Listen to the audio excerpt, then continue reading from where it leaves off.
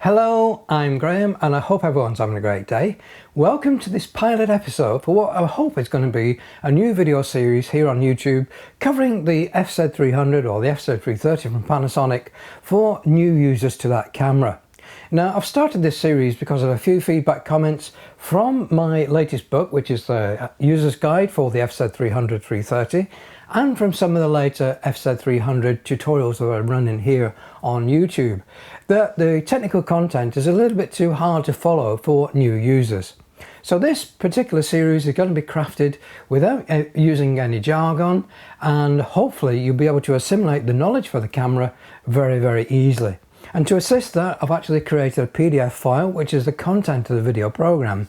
Now, it's available as a PDF download, and I'll put a link to that in the video description below.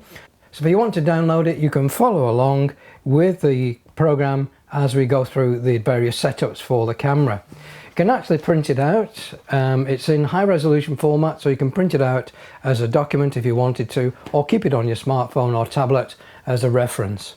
When you do get familiar with the camera, I do encourage you to have a look at my user's guide.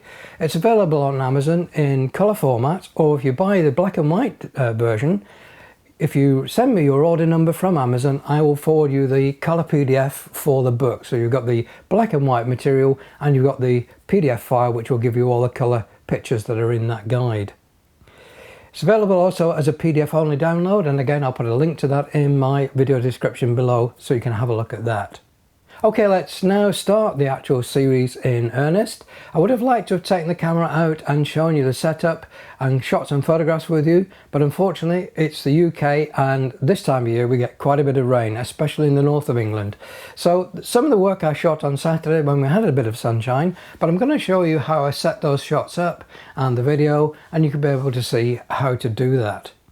Now, so everyone is on the same page on this tutorial, I'm asking everyone to follow along and reset the camera back to the factory default.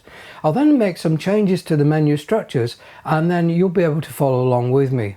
It means then if I make some changes to the camera, your camera will reflect that and you won't be wondering why you're not achieving the same results. So please do follow along, reset the camera, and we'll all be able to follow the program correctly. Okay, let's start this program rolling. We're going to assume that this camera has just been unboxed, and I'm going to show you how to charge up the battery, install the battery in the camera, the choice of memory cards that you'll need to record your images and video on the camera, and then we'll start the setup of the camera in the fully automatic mode, and I'll show you the types of images and video you can get and why you should use the automatic mode to enable you to get familiar with the camera. Now, the Panasonic Lumix FZ300 330 uses the BLC12E battery. Now, the one obviously you'll get with the camera is the Panasonic original brand, but I've been using the DSTE brand for a number of years now and I've had no problems with those batteries whatsoever. And in fact, in some cases they perform better than the Panasonic brand. Now, if you've any concerns about safety with these batteries, about risk of explosion or fire within your camera, I did a massive deconstruction of these cells, and there's a link to that in the video description below as well if you wanted to look at the safety issues with OEM batteries versus third-party batteries. So check that out if you've got any concerns, but I've been using them without any issue. They're about a third of the price of the Panasonic ones and ideal for use in the camera.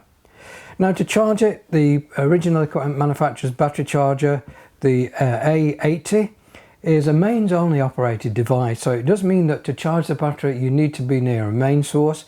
You just need to plug the battery into the charger, and once the green light goes out the battery is fully charged.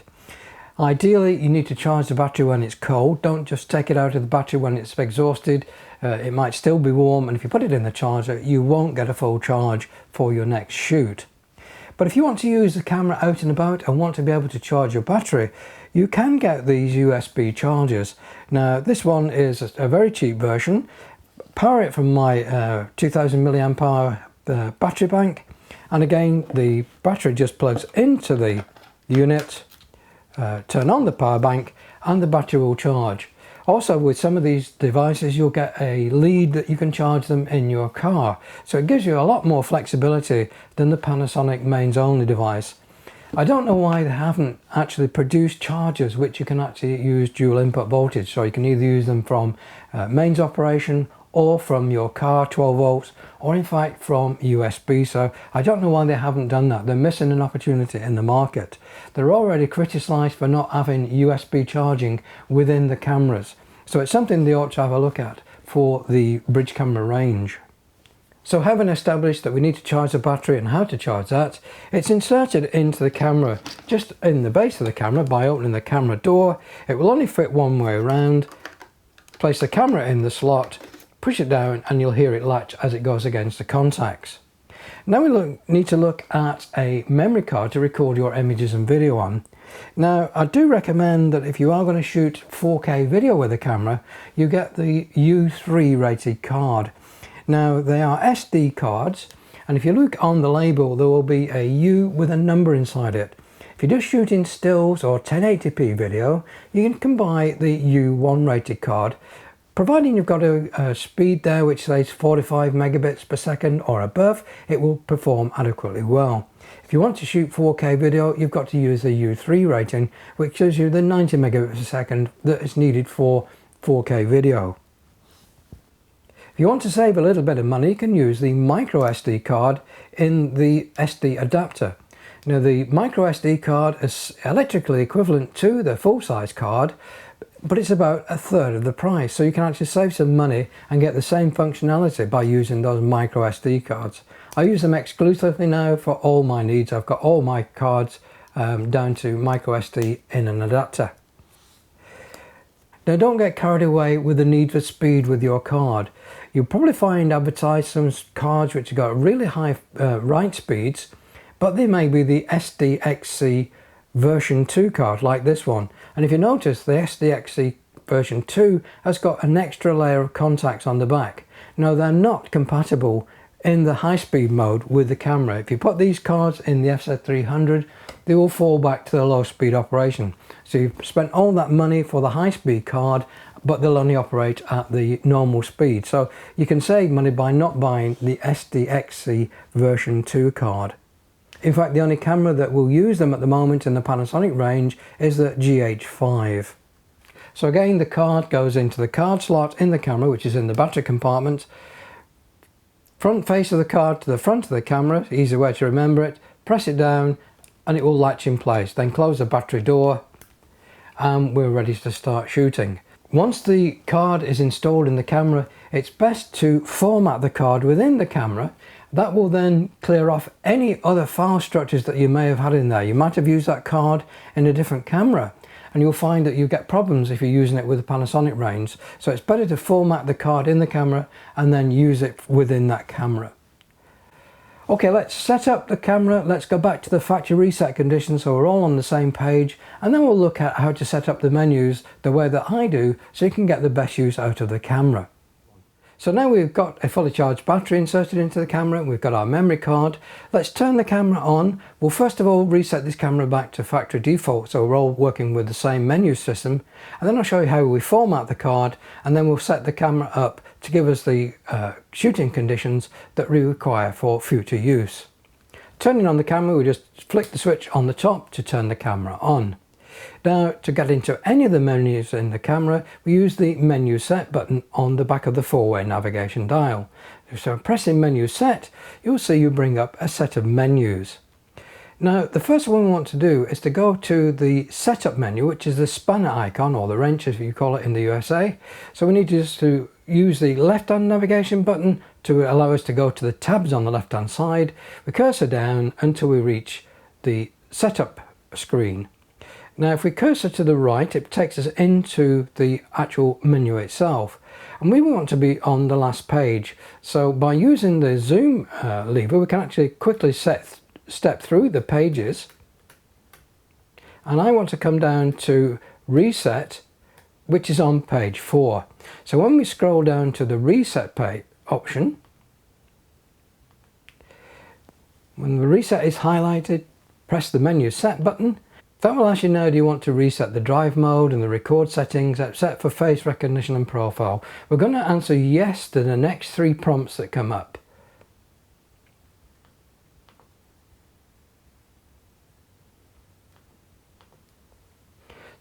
So now we reset the camera back to the camera defaults. We'll now go through and format the memory card, and that is on the last screen, page 5 of 5. So again, highlight the option for format, press menu set.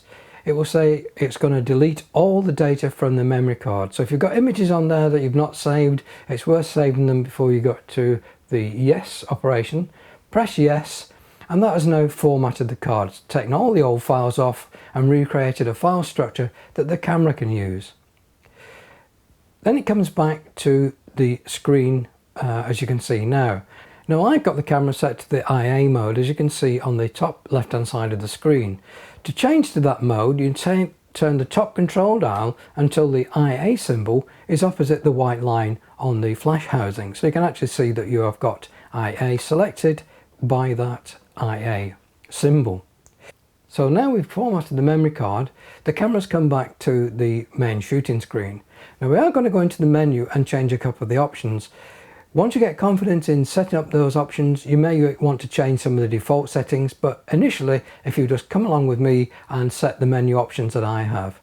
If we go menu set, that takes us into the option again, and I'm going to go over to the record setup screen. So that is the camera icon on the tabs on the left hand side. If we scroll over to the right hand side, the first one you'll see is the photo style. Now in the Intelligent Auto and the Intelligent Auto Plus mode, we only have a choice of standard or black and white, so there's no changes we can make there. We want to shoot in color, so you'll leave that as standard. The one you might want to change is the aspect ratio. Now aspect ratio is the ratio of the height to the width of the image, and that will depend really on how you're going to use the images. If you're going to use them for prints and you want them to be 4:6 or multiples of 4:6, then you would change that aspect ratio to 3:2, which gives you that ratio. If you're going to use the camera for producing HD video or pictures that you can use in HD video, then you want to select an aspect ratio which gives you that without having to look at the crop on the screen. So for example, I shoot most of my work for HD video, so I would select the 16:9 option. So by just pressing the menu set, that locks in the aspect ratio to 16:9. Now the picture size is the number of pixels that were recorded with that particular format. If you are in 4:3, then you'll see the largest option you get there is a 12 megapixel, which the camera supports. So that is the number of pixels that this camera has at its biggest aspect ratio. If you use anything more than 4:3, then you'll notice that that value changes.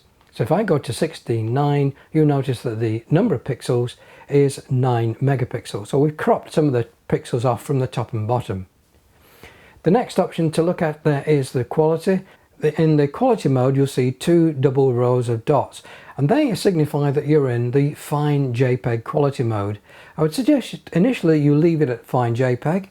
There is an option there to set what's called a RAW format, but the RAW format does need specialist editing programs to allow you to get the best quality. So initially leave it in the double row fine JPEG option. If we scroll down, you'll see that on the next page there's the option to set the focus mode, and I would suggest you leave that on the AFS, which is autofocus single. If we scroll down, we can see some other options that are available, but one I would like you to change is the self timer mode. Self timer by default is set up for 10 seconds. Now that's ideal if you want to have the camera mounted on a tripod and you want to take selfies. You'll press the shutter button, run to the group, pose, and then the camera will take the picture 10 seconds later. But for most operations that's probably too long, so I normally set that down to 2 seconds. Leave all the other options as they are just for now. Now we want to look at some of the customize options you can put on the camera to allow you to use the camera in more creative modes. To get into those creative modes, again we need to cursor left so we highlight the tabbed icons, select the wrench plus C option, and then cursor right again to get into the menu structure. And we want to look for guideline, and if you again use the zoom key, you can actually cursor through to the page that we want, and the one we want is on page 4. Right at the very bottom of the screen you'll see guideline. Now the guideline enables you to put on there the rule of thirds. If you select the top option, that is the 2 vertical graticules, 2 horizontal graticules, which divides the screen up to give you the rule of thirds, which aids you in your composition of pictures. And I'll talk more of that when we look at taking photographs. So set the option to give you the rule of thirds. Another option I'd like you to change is the function button setup. And the function button is on page 7. So again, just using the zoom key to scroll through until we get to page 7. Go down to function button set. Again, press menu set to operate it. And it'll ask you, do you want to set these settings in the record or in the playback mode? And we want to be in the record mode. So I'm going to press menu set. And that takes me into a pictorial view of all the buttons that you can actually customize on this camera. As you can see, there are quite a few. I'd like you to change function button 2. So just cursor down until you see function button 2 highlighted in yellow. We're going to change its operation so we can actually get to the focus area very quickly without having to go through several menus to set it up in size and position.